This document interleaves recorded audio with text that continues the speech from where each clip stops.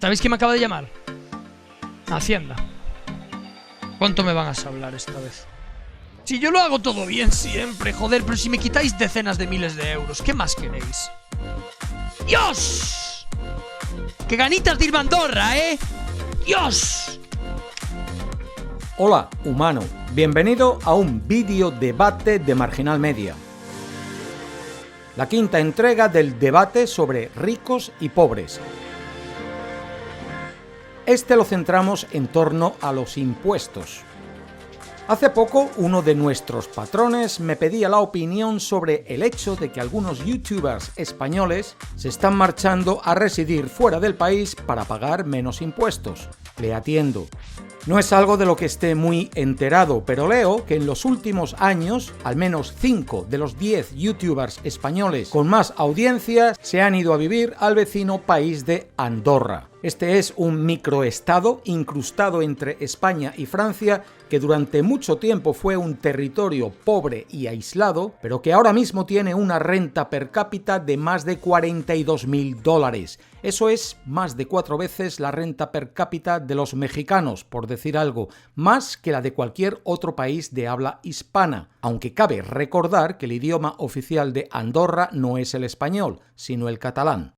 Los andorranos son más ricos que cualquier residente de otros de nuestros países gracias al turismo y a haber sido durante mucho tiempo un paraíso fiscal. Son ricos gracias a residentes como los youtubers españoles que se van a vivir allí para pagar menos impuestos. Hay que entender que a estos youtubers se le podrá cuestionar su solidaridad, pero no su legalidad. Estos youtubers no están cometiendo fraude alguno por el hecho de irse a residir a Andorra. Fraude, si acaso, lo cometieron famosos de mi tiempo como Montserrat Caballé, Tita Cervera o Arantxa Sánchez Vicario cuando se fueron a residir allí siendo Andorra un paraíso fiscal. Pero ahora Andorra ya no lo es. Esto hay que entenderlo bien. Andorra es un país que presenta enormes ventajas fiscales en comparación con otros países. Según el organismo independiente Tax Justice Network, Andorra resta cada año más de 15 millones de euros a las arcas públicas de los demás países por la elusión fiscal de grandes fortunas, pero que ya hace años ha salido de las listas que los distintos países consideran como paraísos fiscales, entre ellos España. Andorra firmó con Madrid en 2011 un acuerdo de intercambio de información tributaria y en 2015 un convenio de doble imposición. En 2018 la Unión Europea dejó de considerar a Andorra como un régimen fiscal pernicioso. Los youtubers españoles, como cualquier otro ciudadano español, están en su derecho de ir a residir donde quieran con el propósito de pagar menos impuestos. Están en su derecho, digo, porque es legal, pero lo que a mí me parece debatible es esa legalidad, y por ahí va a ir el debate de hoy. Todo este incidente refleja más de lo mismo, la creciente brecha entre riqueza y pobreza, y cómo, cada vez más, aceptamos esa injusticia social como si fuese inevitable, normal, como si no pudiese ser de otra manera. Las reacciones al caso de los youtubers españoles muestra eso. Y a eso voy, pero no olviden que este es un vídeo debate. Sus comentarios bajo el vídeo, expresados con respeto, servirán para construir una opinión más formada.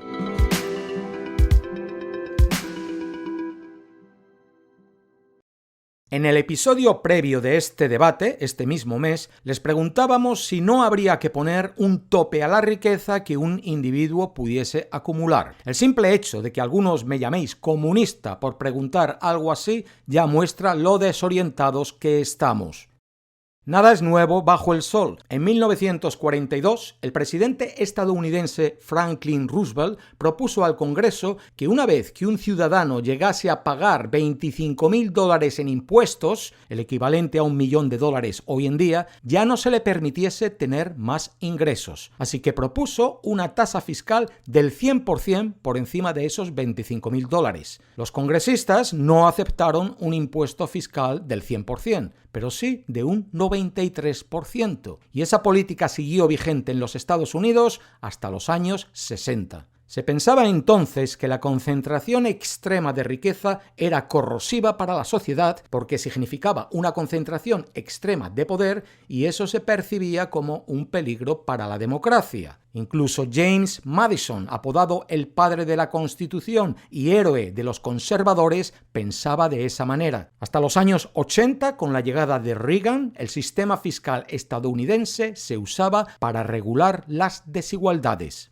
Desde la Segunda Guerra Mundial hasta esos años 80, el crecimiento anual medio en los Estados Unidos fue de un 2%. Todos los ingresos subieron al mismo tiempo. Desde los 80 hasta ahora, el crecimiento anual medio es de un 1.4%, pero lo que oculta esa media es que el crecimiento de la clase trabajadora es de un 0%, mientras que para el 1% de los más ricos hay tasas de crecimiento de hasta un 5 y 6%. Antes de los 80 se hablaba de un sistema fiscal progresivo que servía para todos. Hoy se usa la palabra progresista como si fuese un insulto. El sistema fiscal cada vez se inclina más en favor de la injusticia social y va a ser interesante reflexionar por qué es que lo permitimos. Especialmente si en principio coincidimos en que el sistema fiscal ha de ser rectificado. Durante las primarias demócratas estadounidenses, Bernie Sanders propuso un impuesto para quienes tienen más de 32 millones de dólares y Elizabeth Warren para quienes tuviesen más de 55. Las encuestas mostraron que la gente apoyaba la idea, cerca del 70%, incluso un 50% de los republicanos. La gente quiere esos impuestos, pero la política fiscal va por otro lado. ¿Por qué? Hay razones técnicas y razones sociales para ello. El economista francés Gabriel Zucman apunta como factor a la competencia fiscal entre países que tratan de atraer inversión, capital, fábricas y recortan la tasa del impuesto de sociedades una vez tras otra. Otro factor, dice, es el auge de la evasión y la elusión fiscal que se debe al boom de la industria que ayuda a los ricos y a las compañías multinacionales a eludir y a veces evadir impuestos. Él subraya que ni la competencia fiscal ni la elusión fiscal son leyes naturales, sino opciones políticas, y que si la Unión Europea ha sido capaz de armonizar políticas en áreas como el comercio o la moneda común, podría haber elegido hacer lo mismo con los impuestos. No lo ha hecho, y de ahí que existan lugares como Andorra, actuando como una sanguijuela que chupa ese dinero que pertenece a otras comunidades. Como razones sociales que mantienen esta flojedad fiscal que perjudica a los más pobres, está una creencia que yo leo a diario aquí, en YouTube. Hay gente que cree genuinamente que los tipos impositivos más bajos para los ricos y para el capital son buenos. Así, los ricos ahorran más, crean más negocios y eso beneficiará al resto. Lo que se conoce como teoría del goteo o del efecto derrame. Algo loable, sí, pero que mirando los datos no es cierto. En 40 años, el crecimiento de los ingresos de los ricos se ha incrementado mucho. El de la clase trabajadora, la mitad de la población, ha sido prácticamente cero. Las políticas fiscales injustas persisten también por lo que temía Roosevelt. La concentración de la riqueza ha venido acompañada de un creciente poder de los muy ricos para influir en las decisiones políticas. Esas políticas fiscales cada vez defienden mejor sus intereses privados. Luego está algo que yo también encuentro mucho en vuestros comentarios, lo que el sociólogo Jonathan Meigs se refiere como la paradoja de la desigualdad. La desigualdad de ingresos y la creencia en la meritocracia van de la mano. La meritocracia es creer en el gobierno de los mejores, en que los cargos públicos se asignan según los méritos de los candidatos, en que la gente triunfa en la vida por sus méritos, por su esfuerzo. A pesar de que las ganancias se han concentrado en una pequeña élite, no hay evidencia de que exista una creciente preocupación popular por la desigualdad. De hecho, la investigación de MIGS, basada en datos de 25 años del Programa de Encuestas Sociales Internacionales, muestra que la creciente desigualdad está legitimada por la creencia popular de que la brecha de ingresos entre unos y otros se debe a méritos propios. Cuanto más desigual es una sociedad, más probabilidades hay de que sus ciudadanos expliquen el éxito en términos meritocráticos y menos importantes consideren factores no meritocráticos como la riqueza familiar y las conexiones de una persona.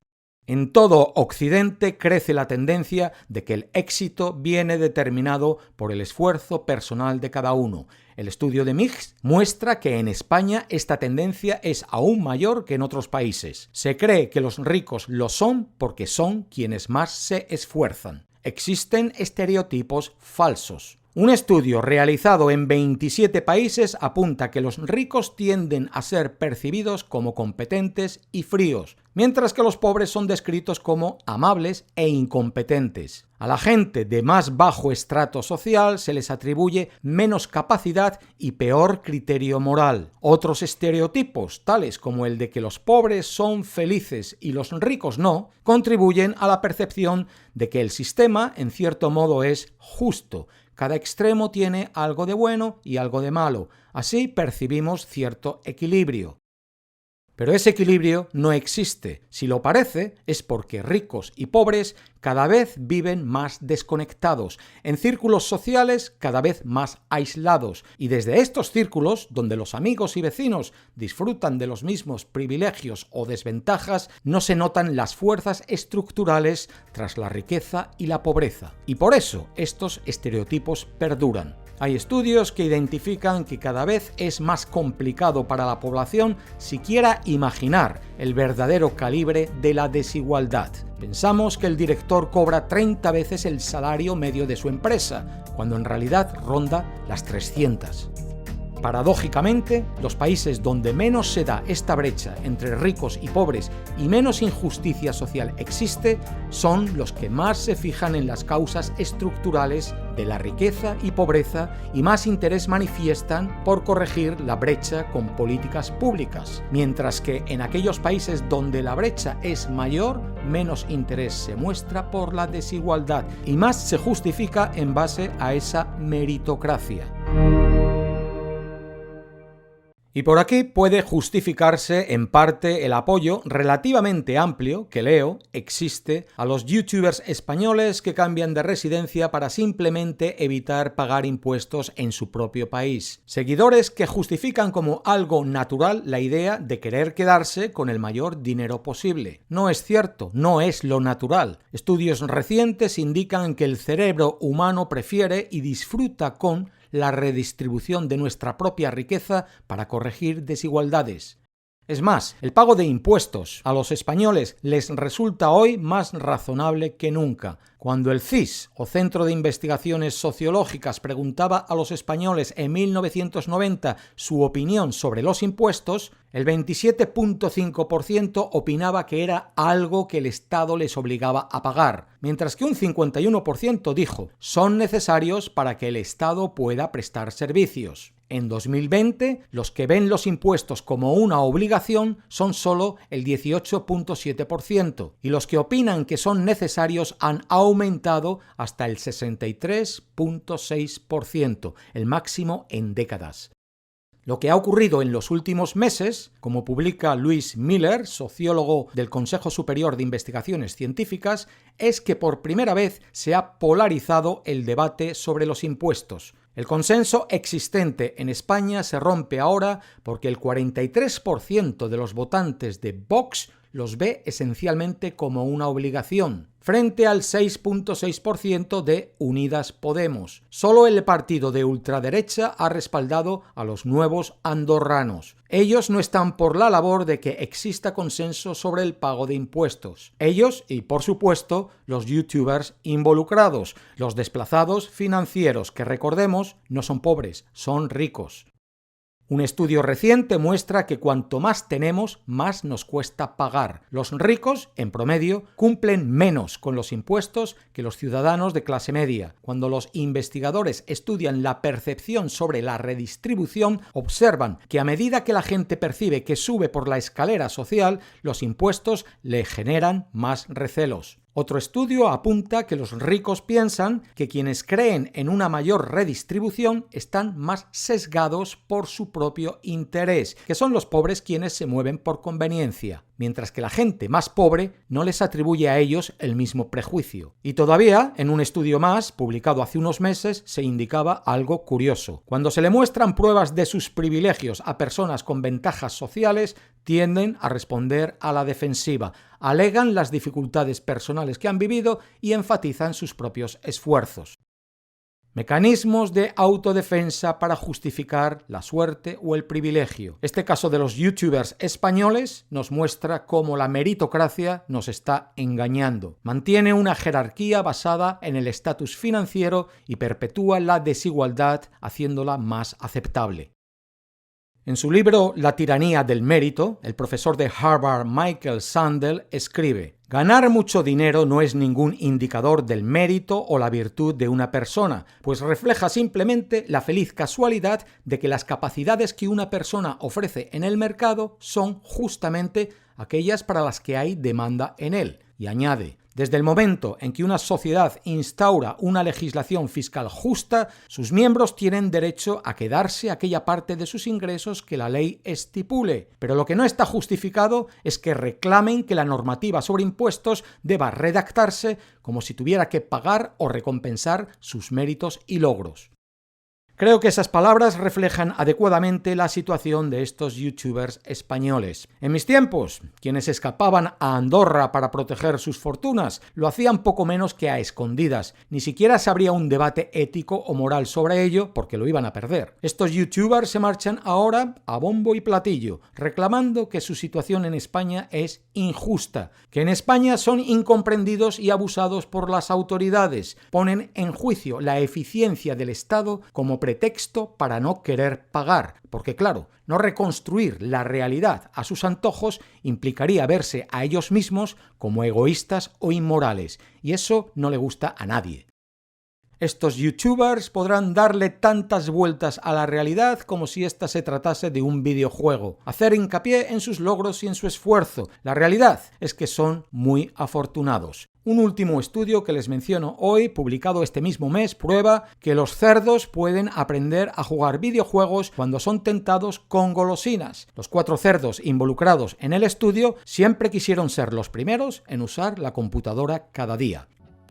La realidad es que los impuestos que los youtubers españoles dejan de pagar en España significan 2 cosas: o servicios sociales que pierden los españoles, o impuestos que los españoles han de pagar por ellos para seguir manteniendo esos servicios. Me pregunto cuántos de los seguidores que apoyan a estos youtubers entienden esto, que si mañana enferman de COVID, acuden a un hospital y no pueden encontrar la cama o el ventilador que necesitan para ser atendidos, pueda ser por gente como estos youtubers que dejan el país para proteger su fortuna de tenerla que compartir con la comunidad que les hizo ricos. ¿Y tú qué piensas? Debate. Hasta la próxima. La paz.